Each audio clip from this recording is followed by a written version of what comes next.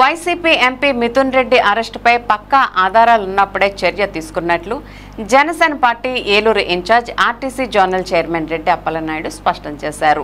మంగళవారం స్థానిక జనసేన కార్యాలయంలో నిర్వహించిన మీడియా సమావేశంలో ఆయన మాట్లాడారు.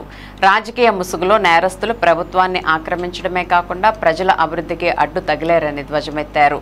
ఢిల్లీ మద్యం కుంభకోణం 100 కోట్లు కాగా ఆంధ్రప్రదేశ్లో 3,500 కోట్ల స్కామ్ జరిగిందని, ఇదే స్కామ్లో మిథున్ రెడ్డి పాత్రపై పక్కా ఆధారాలతో అరెస్ట్ చేశారని, గత ప్రభుత్వంలో జరిగిన మద్యం ఇసుక కుంభకోణాలపై సమగ్ర విచారణ జరిగితే ఎన్నో నమ్మలేని నిజాలు వెలుగులోకి వస్తాయని అన్నారు.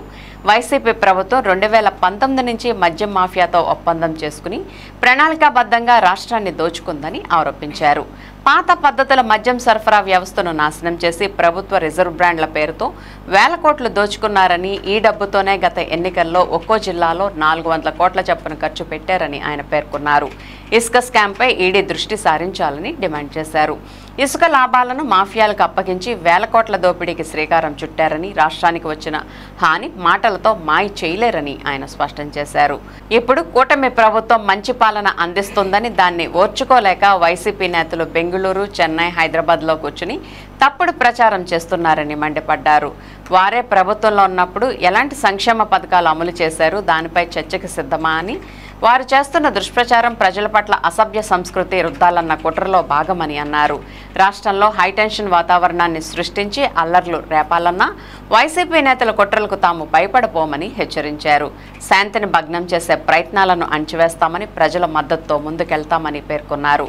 ఈ సమావేశంలో రాష్ట్ర చేనేత విభాగం కార్యదర్శి దోనేపూడి లోవరాజు, జిల్లా కార్యదర్శి కస్తూరి సాయి తేజస్విని, జిల్లా సంయుక్త కార్యదర్శి ఓబిలిశెట్టి శ్రవణ్ కుమార్ గుప్తా, నగర ప్రధాన కార్యదర్శి సరిది రాజేష్, నేతలు రెడ్డి గౌరీశంకర్, వీరంకి పండు, నగిరెడ్డి కాశీ నరేష్, ఎట్రెంచి ధర్మేంద్ర, జనసేన రవి, జనపరెడ్డి తేజ ప్రవీణ్, కొండేటి రమేష్, మల్లెమొగ్గల బాలాజీ, అచ్యుత్ నాని, వీర మహిళలు కొసనం ప్రమీల, కోన అనసూయ, ఎడ్లపల్లి మమత, దుర్గా బీబీ తదితరులు పాల్గొన్నారు. సమావేశం ఉత్సాహభరితంగా సాగింది. ఈరోజు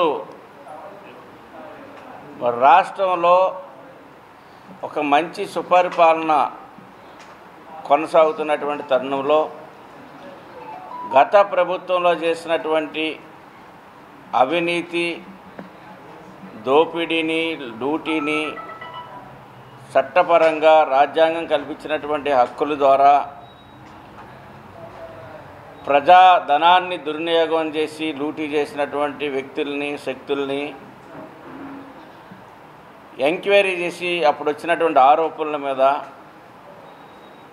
అన్ని సాక్ష్యాధారాలని సమకూరిన తర్వాత రాష్ట్రంలో వారు ఏ పార్టీ వారైనప్పటికీ అధికారులైనా కానీ అరెస్ట్ చేస్తున్నటువంటి క్రమంలో ఇవాళ వైఎస్ఆర్ పార్టీ అధినాయకత్వం కానీ, వారి యొక్క జిల్లా అధ్యక్షులు కానీ, ఎంపీలు కానీ, ఎమ్మెల్యేలు కానీ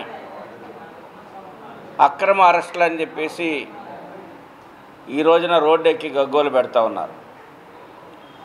వాళ్ళ మాదిరిగానే ఏ సాక్ష్యాధారాలు లేకుండా అన్ఎక్స్పెక్టెడ్ కేసులు రాసి లోన దౌర్జన్యం తీసుకెళ్ళి చేసినటువంటి దాఖలా ఈ యొక్క సంవత్సర కాలంలో ఎక్కడా కూడా లేదు.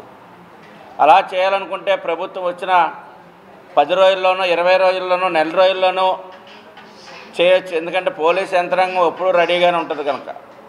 కానీ అది కాదు. ఎవరైతే నిందితులు ప్రజాధనాన్ని దోపిడీ చేశారో, ప్రజల మనోభావాలను దెబ్బతీశారో, ఈ రాష్ట్ర సంపదను దిగమింగారో, ఈ రాష్ట్ర అభివృద్ధిని అడ్డుకున్నారో, రాష్ట్ర ప్రజల యొక్క జీవితాలని చీకటమయం చేశారో, అటువంటి వాళ్ళపైన ఎంక్వైరీ చేసి మాత్రమే ఈ ప్రభుత్వం, కూటమి ప్రభుత్వం, చంద్రబాబు నాయుడు గారు లేదా పవన్ కళ్యాణ్ గారు, మోడీ గారి సారథ్యంలో ఎవరైతే అవినీతి పాల్పడ్డారో వారిని చేశారు. నిన్న మరి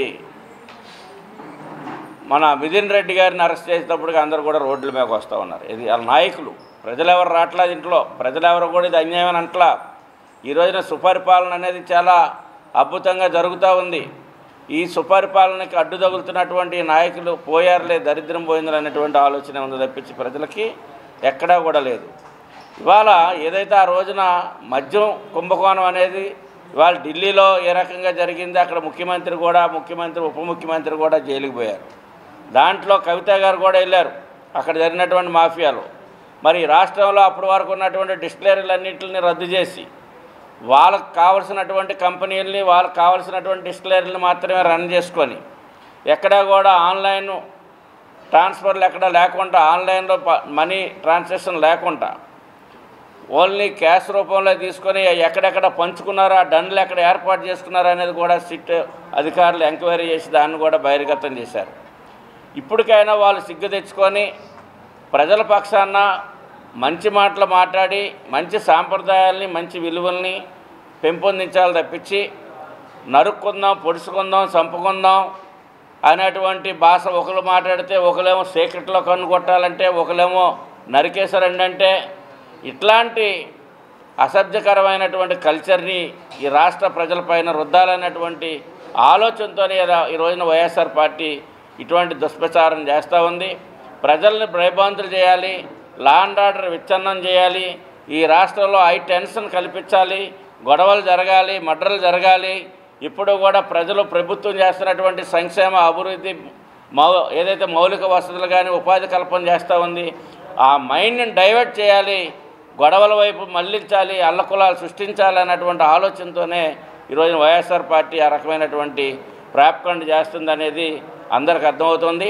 ఇప్పటికైనా వారి యొక్క ఇట్లాంటి ప్రాపకాండను మానుకొని మంచి వరవడిని నేర్చుకుంటే ప్రజలు ఇప్పటికైనా ఒక 20 సంవత్సరాలు పోయాకైనా ప్రజలు వారిని గుర్తిస్తారని చెప్పేసి ఈ సందర్భంగా వారికి సూచన చేస్తూ ఉన్నాం, హెచ్చరిస్తూ ఉన్నాం.